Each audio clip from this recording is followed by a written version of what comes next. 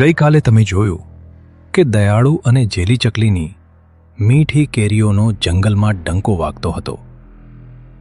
ગ્રાહકોની લાંબી લાઈન લાગી હતી અને બંને બહેનોનો વેપાર ખૂબ જ ધમધમી રહ્યો હતો. બીજી તરફ મીનુ ચકલીના ઠેલા પર તો ગ્રાહકોનું નામ પણ નહોતું.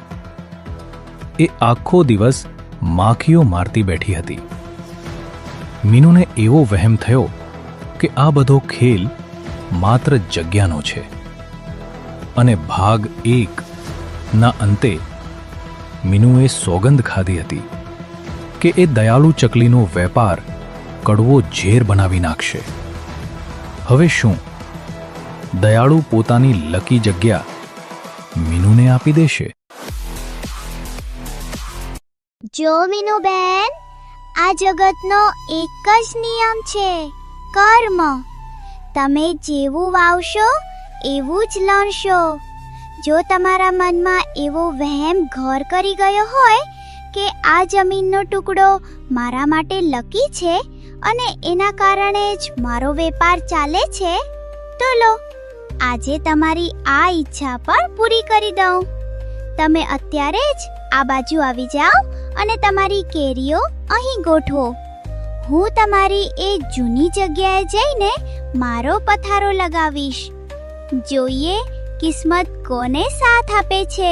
દયાળુ ચકલીની આ વાત સાંભળીને મીનુના ચહેરા પર એક લુચ્ચું અને ચાલાક સ્મિત રેલાઈ ગયું. એને લાગ્યું કે એને જંગ જીતી લીધી છે. હા, એ જ બરાબર રહેશે. પણ હા, પહેલા જ કહી રાખું છું, પછી કાલે સવારે બંને બહેનો રડતી રોગતી મારી પાસે ના આવતી કે ઓ મીનુબહેન, તમે તો અમારા બધા ગ્રાહકો ખેંચી લીધા, અમને અમારી જગ્યા પાછી આપો. ત્યારે હું એક નહીં સાંભળું. હો, ચિંતા ના કરો મીનુબેન, દુનિયામાં કોઈનું ભાગ્ય છીનવી શકતું નથી. જેનો ગ્રાહક છે એ એની પાસે ગમે ત્યાંથી શોધીને આવશે જ. જે નસીબમાં લખ્યું હશે એ પથ્થર ચીરીને પણ મળશે. અને સાહેબ, મીનુના મનમાં તો જાણે લાડુ ફૂટતા હતા. બંનેએ જગ્યાની અદલાબદલી કરી. દયાળુ ચકલી હવે મીનુની જૂની ખાલી પડેલી જગ્યાએ જઈને ઊભી રહી અને મીનુએ વટથી દયાળુની લકી જગ્યા પર પોતાનો ટોપલો જમાવ્યો. થોડી જ વારમાં એક ગ્રાહક ત્યાં ડોકાણો.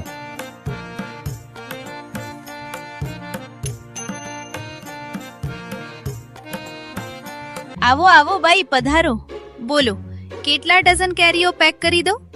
એકદમ મધ જેવી મીઠી અને કેસર જેવી સુગંધિત કેરીઓ જોઈએ છે ને?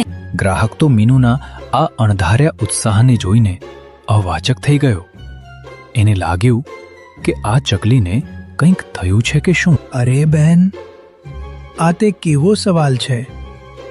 હું અહીં કેરી લેવા જ આવ્યો છું ને.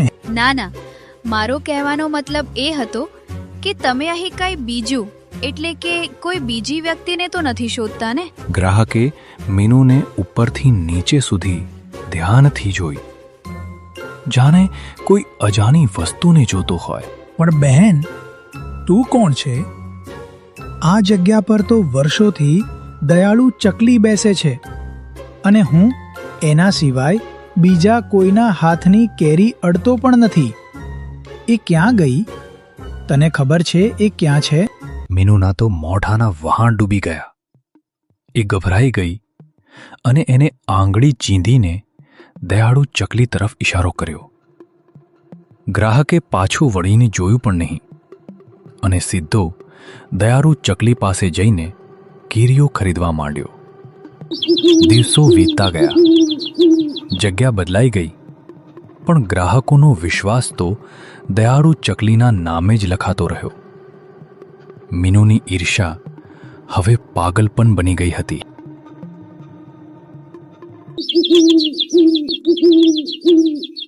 એક દિવસ સવારે જેલી અને દયાળુ ચકલી ટ્રકમાંથી તાજી કેરીઓના બોક્સ ઉતારીને ગોઠવવામાં મશગુલ હતા.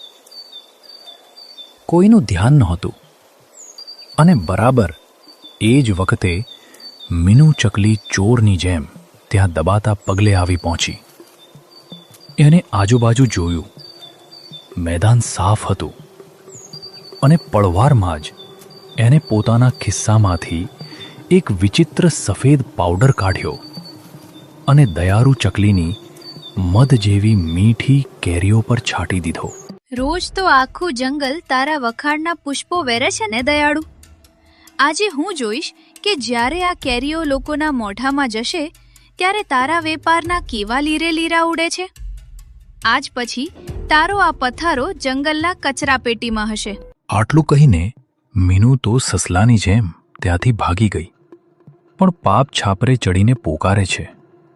સાહેબ, એને ખબર નહોતી કે બરાબર એ જ સમયે આપણો નાનો કાનુ પોતાનું દફતર ભરાવીને ટ્યુશન જવા નીકળ્યો હતો. એની નજર સીધી મીનુ માસીની આ અજીબ હરકત પર પડી ગઈ. અરે, સવારના પહોરે આ મીનુ માસી આમ ચોરની જેમ કેમ દોડી રહી છે? અને એ મમ્મી અને જેલીની કેરીઓ પાસે શું કરી રહી હતી? અહીં કંઈક તો રંધાઈ રહ્યું છે.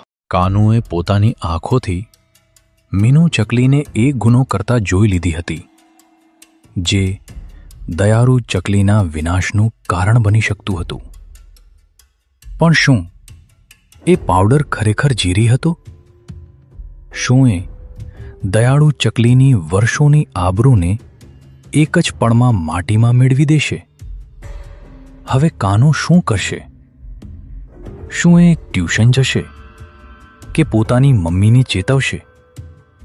અને મીનુનો આ ખતરનાક પાવડર કેરીઓને કડવી બનાવશે કે કંઈક બીજું જ થશે?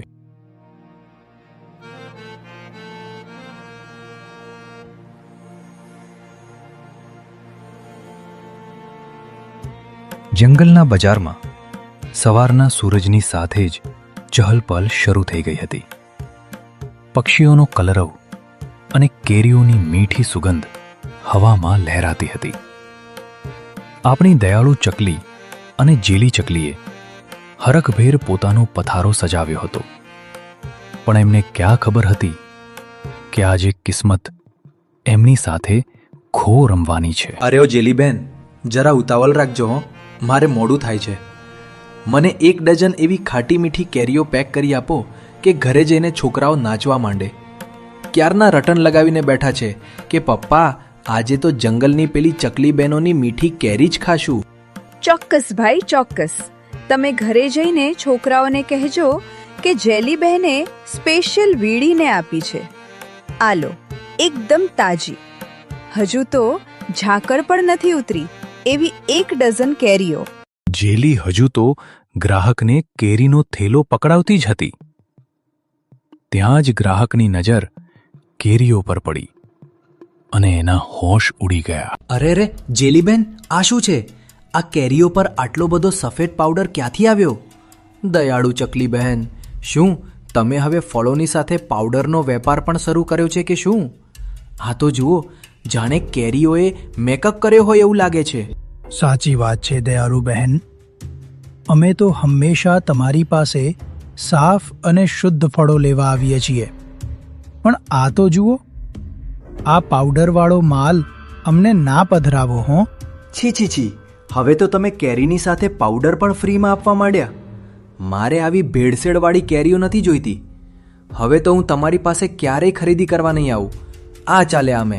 દયાળુ અને જેલી તો બસ એકબીજાના મોઢા જોતી રહી ગઈ. પણ દૂર ઊભેલી મીનુ ચકલીના ચહેરા પર તો જાણે દિવાળી આવી હોય એવું હાસ્ય હતું. એને તરત જ મોકો જોઈને ચોકો માર્યો. આવો આવો ગ્રાહકો, મીઠી, તાજી અને અસલ ગીર જંગલની ઓરિજિનલ કેરીઓ અહીં મીનુના સ્ટોલ પર મળશે. અહીં પાવડરના નામે છેતરપિંડી નથી થતી ભાઈ. સાચી અને શુદ્ધ કેરીઓ જોઈએ તો અહીં પધારો. મીનુની આ વાતો સાંભળીને ગ્રાહકો તો એના પથારા તરફ વળી ગયા. દયાળુ અને જેલી ચિંતિત થઈ ગઈ. પણ એમને ક્યાં ખબર હતી કે આ તો હજુ ટ્રેલર હતું. પિક્ચર તો હજી બીજા દિવસે બાકી હતું. હાય દોસ્તો, હું છું તમારી દયાળુ ચકલી. આજનો પ્રશ્ન છે, મીનુ ચકલી એ દયાળુ ચકલીની કેરીમાં શું નાખી દીધું હતું? તમારો જવાબ કમેન્ટમાં તમારા નામ સાથે જરૂર લખજો. જો તમે આ વાર્તાના દરેક ભાગના પ્રશ્નોના સાચા જવાબ આપશો તો તે વિજેતાનું નામ હું આ વાર્તાના છેલ્લા ભાગમાં જરૂર લઈશ. ફટાફટ કમેન્ટ કરો, હું તમારા જવાબની રાહ જોઉં છું.